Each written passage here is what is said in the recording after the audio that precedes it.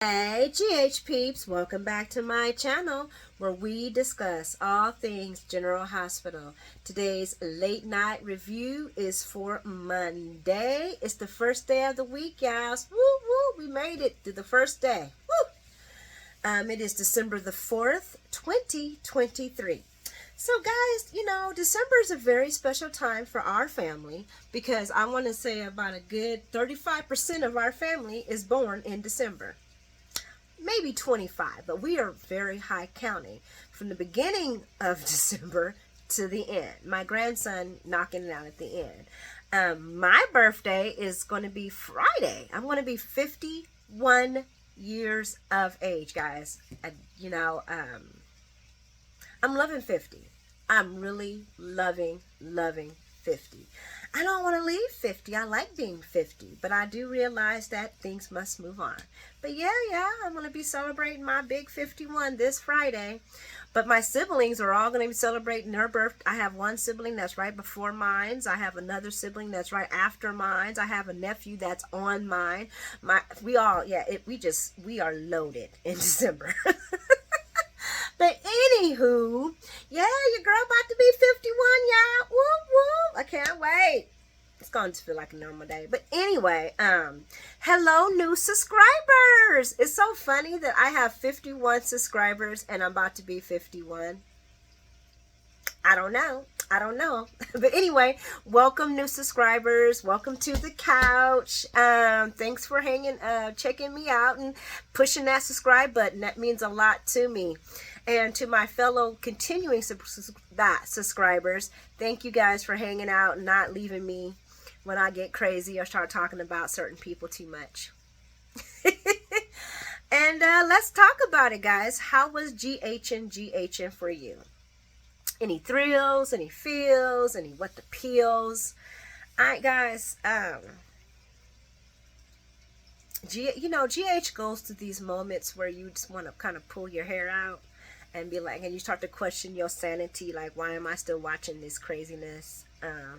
These people ain't making no sense. These decisions or these storylines are so freaking boring. But you just gotta look at the funny parts and make it humorous and be like, at least that's not me, right? Well, anyway, guys, let's talk about it. So we start off at the Quartermaines, and I am so over the ELQ curse. I'm gonna call it a curse because everybody in that family, except for Alan, he was the only smart one that stayed out of it, and Monica had to deal with the ELQ curse.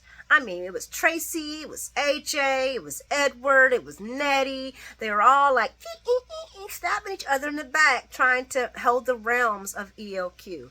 So I really liked it when Lois brought it front and center to Ned, because his barking about this deal that Michael made was acting kind of petty and jealous. And Lois brought it up to him that maybe that's what he was mad at, because Michael actually spun a good deal.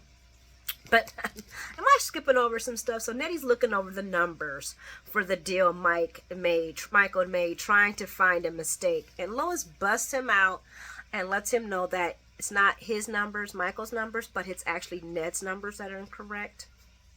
Several times she did, actually. And Ned's like, well, dang it, now I got to keep looking to bring so I could find some way to blow up this deal. And I'm thinking to myself, so you want to blow up a deal that would be beneficial to your company. And that got me to thinking, isn't this why ELQ probably has never really became what it could be? It's because you people keep tearing at each other. And because of you tearing each other, you're actually tearing at the company. Because how is that common sense? How is that common sense to say, I want to tear down a good deal that's going to bring my company and my family's company a lot of money? But I digress. Because Lois says that the only mistake is your numbers. Well, she didn't say that, but that's how basically you sum it up. And that his actions, and he's acting like Edward Quartermaine. And I was like, oh my God, he is. And he said Edward always had you guys, stabbing each other in the back, trying to, do this ELQ thing. And it's just sickening.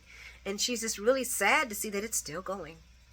And Lois, you with the rest of us, we are truly sad to see that this is still going. And can this be the only conflict that the writers can come up with? Anyway. And then Nettie says, well, it's the Quartermaine way. And Lois says, what a shame. And then she looks at the pictures of the Quartermaines on the table, and she says, well, what about Lila Quartermaine? And she starts speaking about all the beautiful attributes that Lila did bring to the family. And she's like, why can't you be more like her? You know, instead of bragging Michael about this good deal, because it's a good deal. And you got to remember, you were Eddie. You didn't care at that time about this great deal. So instead of you sitting here arguing about trying to pick it apart, why don't you congratulate him? And then later on, you and Michael can actually collaborate together and come up with the even better deal. And that would be great. That would be great. And I'm going to touch base on that when I talk about one of the last stories, because I almost wanted to vomit in my mouth just seeing this actor doing what he was doing. But anyway, I'm going to move on, because we go on to another part of the Quartermaine. Oh, and Nettie does say that, Lila would be proud of what Lois, who she is and what she said. But moving along, we go to another part of the Quartermaine mansion. I think it's the kitchen, where we have Mr. Chase proposing to Brooklyn. And yes, Brooklyn's her normal self. Sabotage. Oh, I don't want you to do it because of my parent, or because of my mom, or because of my grandma, and all this pressure. And he's like, it's no pressure. I really do care about you. Oh, well, I know, but it's just at the heat of the moment, and I really don't want anything to mess up, and woo, woo, woo. And then Chase pops open that wedding ring. So Bro came prepared. He came with the receipt, the wedding ring. Brooklyn couldn't say nothing. She said, what? Hold up. Huh? What? This is for real? So yes, guys, Brooklyn and Chase are now engaged. They're getting married. And you know what? That's great. I mean, yeah. It's unfortunate that marriages don't work out so well in General Hospital, but rah-rah for them. I mean, look, TJ and Molly's still together. I mean, but they're not really married. I mean, are they married? I think they're like, I don't know, life partners or something like that. Moving along. Yay, we got a marriage. Moving along. Kelly's. Carly and Josh share ice cream while they discuss what's going on with Bobby, and how Luke's stuff affairs are just all over the place. He didn't balance nothing, didn't put nothing up, didn't just do anything, and it's all crazy. And now Trace is up there making Bobby miserable by trying to, be Tracy. And how Bobby might not be coming home because it's going to take a little bit longer. And that just lets me know that now I think we are wrapping up into Miss Seaman. We got to say goodbye to Miss Seaman. I mean, I know she's already gone, but we got to give her props on GH. And I love me some Bobby on General Hospital, honey. She, why, Carly and her, the apple don't fall far from the tree. Anyhow, then we have Mr. Crazy Drew. Oh my goodness, guys. Drew comes in and tells her that he's leaving to go into Australia. And he's going to be gone for a week. And we all know that he signed up a contract with GAC. So I think something's going to happen while he's gone. And he's not going to come back anytime soon. Maybe he get lost in the jungle of Australia or someplace like that. And the only person, I do not feel sorry for Carly. Carly's grown. Is Scout. Scout, once again, is getting the shit end of the deal. I just, Drew's parenting skills. You come to town, you go to jail. First you was kidnapped, held hostage for like all your daughter's life. Then you get out, you finally reunite with your daughter, then you choose to go to jail to protect some woman that used to know, but whatever. We'll talk about that. It's not even important. And you go to jail and you serve a couple of months in there. Then you get out because you almost die.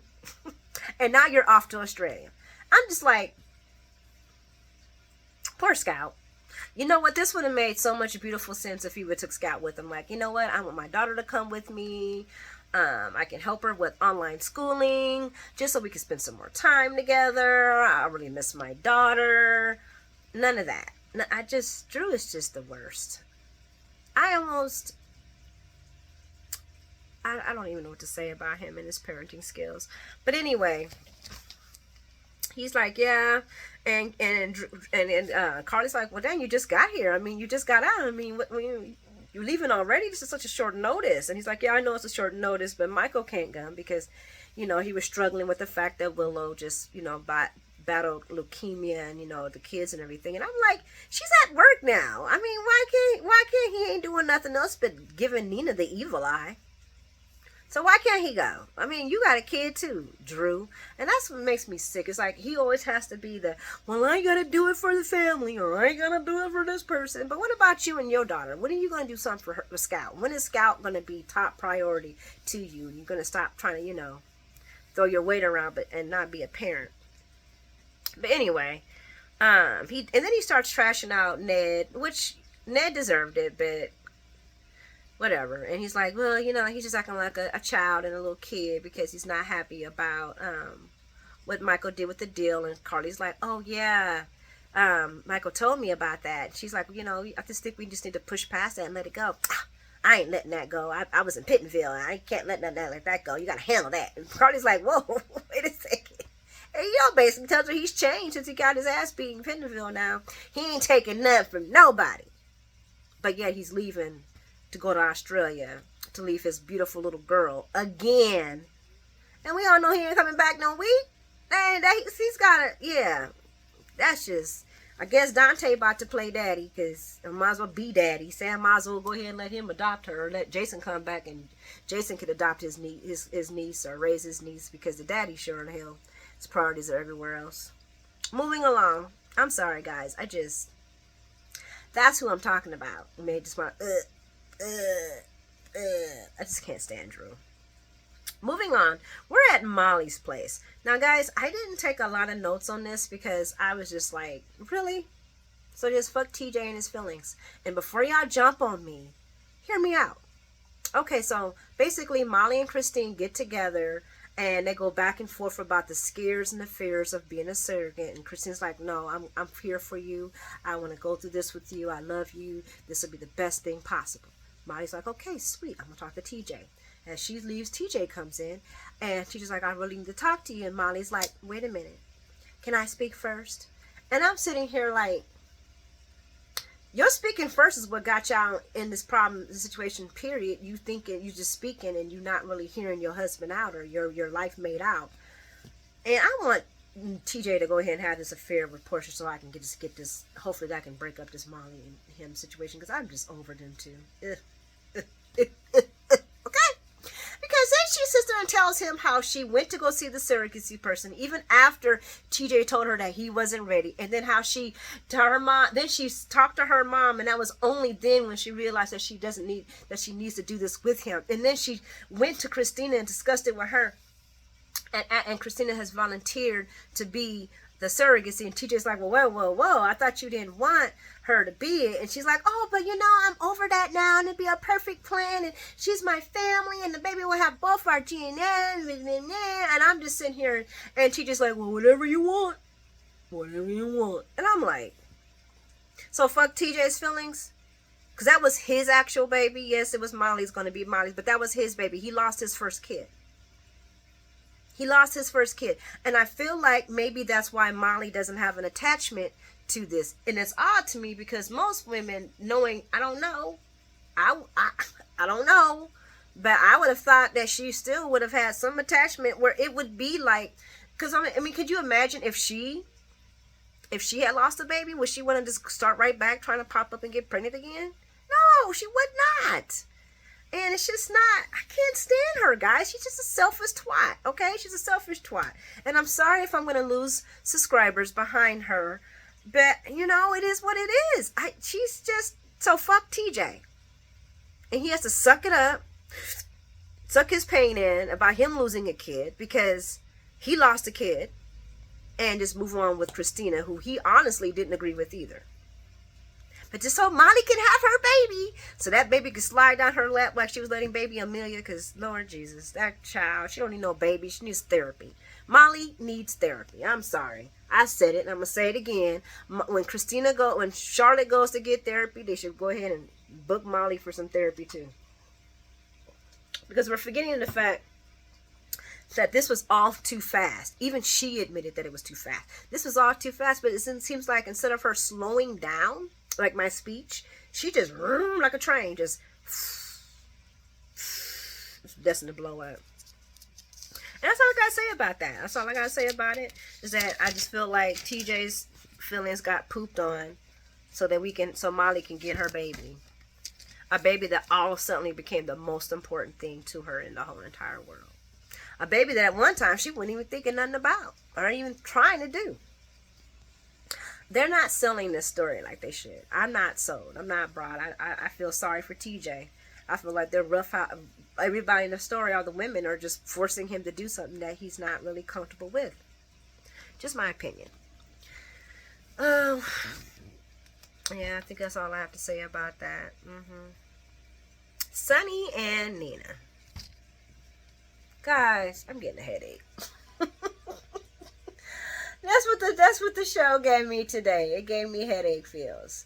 Okay, so Sonny and Nina have a little discussion because everybody was trying to make it sound like it's going to be a blowout conversation. No, it's pretty dry, like their marriage. And I said it, I don't care. It's dry, like their marriage, like Carly and Drew. All these relationships are dry. Just dry, like sandpaper. They better juicy stuff up, come on. But anyway, so we got Sonny and Nina, and Nina doesn't like the fact that she's left out. And Sonny has to remind her why she's left out and why she needs to be separate from the business. And he even brings up Carly, and she's like, well, what about her? And she's like, well, you see how they went after her doing the SEC things. And she's like, well, what are you talking about? Because, you know, of course she didn't associate the fact that they would come after Carly to get to Sonny. And he tells her that, and she's like, and then she plays that whole entire SEC call over again.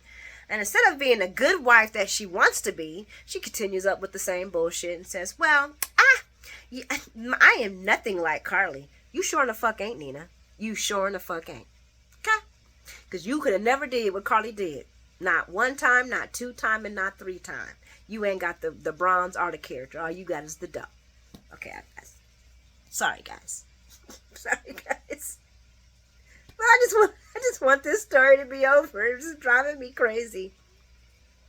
But anyway, she says, I'm not Carly. And whatever. And then she brings up about how Carly got in trouble with the, doing that Aurora merger and all this other kind of shit. And how she's a criminal and they got in trouble. And I'm looking at her and I'm like, you are a fucking hypocrite. Because your man that you're talking to is a known organized crime lord. You are pointing out that Carly and Drew broke SEC violations, but you are dating and married to, a crime lord that was not too long ago pushing through weapons of mass destruction through Port Charles. It's so fucking hypocritical. I just wanted to hit her with the hypocritical stick and like, no. What is wrong with you? What is wrong with these writers? And Sonny's just sitting there eating it up. Because, of course, he don't give a damn. He's the only one who's allowed to be a criminal. Ugh, it's so disgusting. I'm sorry, guys, but y'all know I'm right. She's married to a whole Class A criminal. Class A as in A+ criminal. And she's throwing thread on Carly and Drew. She just looks a little hypocritical to me. But anyway, she flashes back to her dry snitching and says she's nothing like Carly, even she's a criminal, even though she's married to one. And then he reminds her that Carly was running the business when he was in Nixon Falls, canoodling with her. And then she gets in all her feelings. Are you saying that, behind the Nixon Falls? Yes, Nina. He's saying that Carly had to step up. And he didn't. I mean, I hate how Sonny, how Maurice is allowing himself to be wrong. It's almost like he's shitting on everybody that was there for him, just so he could prop up Nina. And you don't have to shit on everybody to prop up Nina.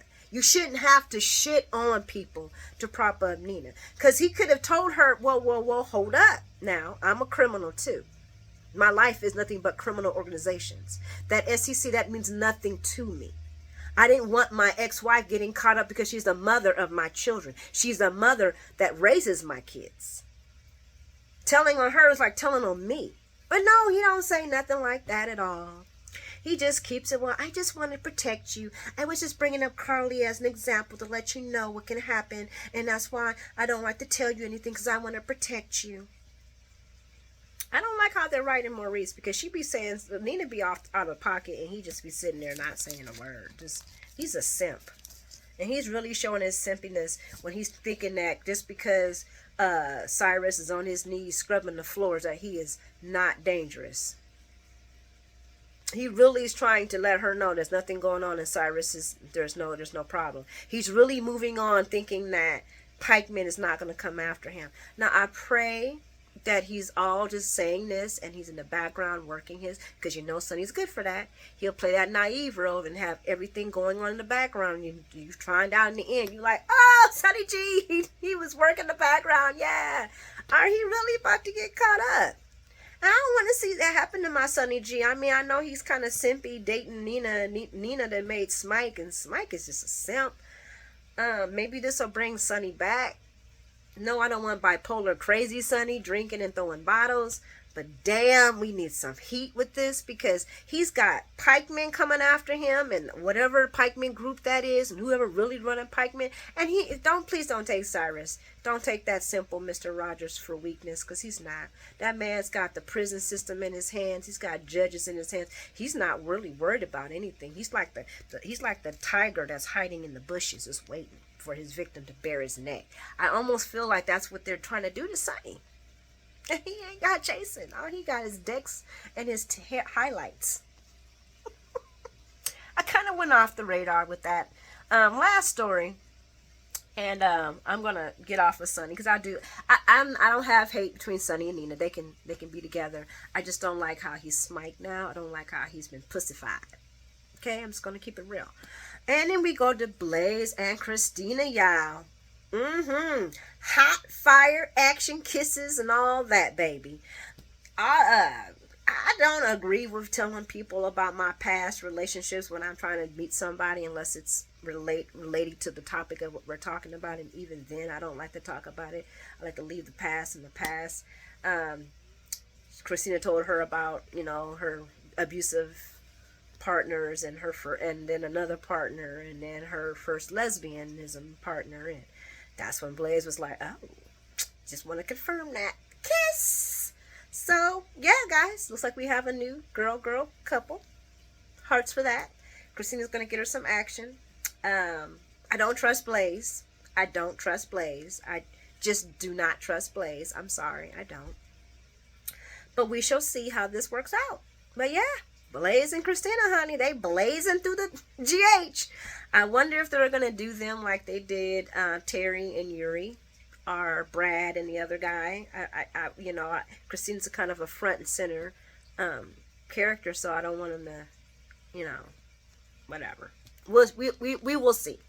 But anyway, guys, like and continue to continue to comment. Tell me what your thoughts were for today's show. If I missed anything, please leave that in the comments. Once again, welcome new subscribers, and hey, fellow subscribers, welcome to the couch. To my continuous subscribers, thank you for hanging in tough with me. Love all you guys. Have a wonderful night, and I'll talk to you tomorrow. Smooches.